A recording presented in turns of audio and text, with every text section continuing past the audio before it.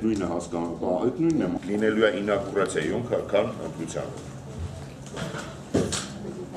Այլ հարց է, որ հետո ինչ կլինի, այ հետոն շատ ավելի այս ընտրությունները տարբերվում են նրանով, որ հետոն շատ ավելի հետաքրքիր է լինելու, քան նախընտրական շրջանը, որովհետև հետոն, եթե կա ամայի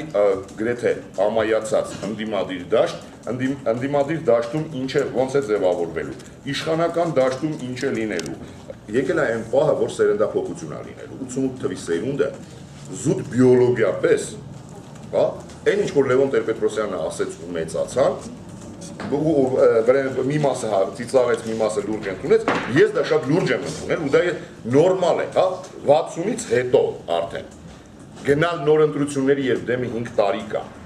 այսինքն դեռ պետք է մինչև 65 տարի կամ եթե 65-ա մինչև 70 տարի, նորմալ է 88 թվի սերունդը սպառել է իրան, սպառել է անկախ ամեն ինչից, կարող ենք մեկը սպառել է զուտ քաղաքականապես, մեկը սպառել է բարոյապես է մաշվել, մյուսը մաշվել է զուտ տարիքային առումով, ինչը նորմալ է ու գալիս է նոր սերունդ, ընտրազանգվածը բավականին խառն է, այնտեղ կա եւ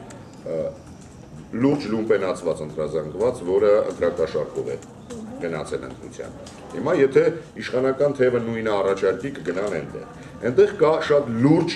քաղաքական ու հատված է, ես նկատի ունեմ հենց ԲԿ անդամները, որոնք իրենք իրենց բնույթով չեն կարող լինել ընդդիմություն, այլ ընտրանք, այսինքն իրենք ի սկզբանե իշխանական են։ Եվ բնական է, որ իրենք իրենց զանգվածին տանելու են դեպի իշխանական թև։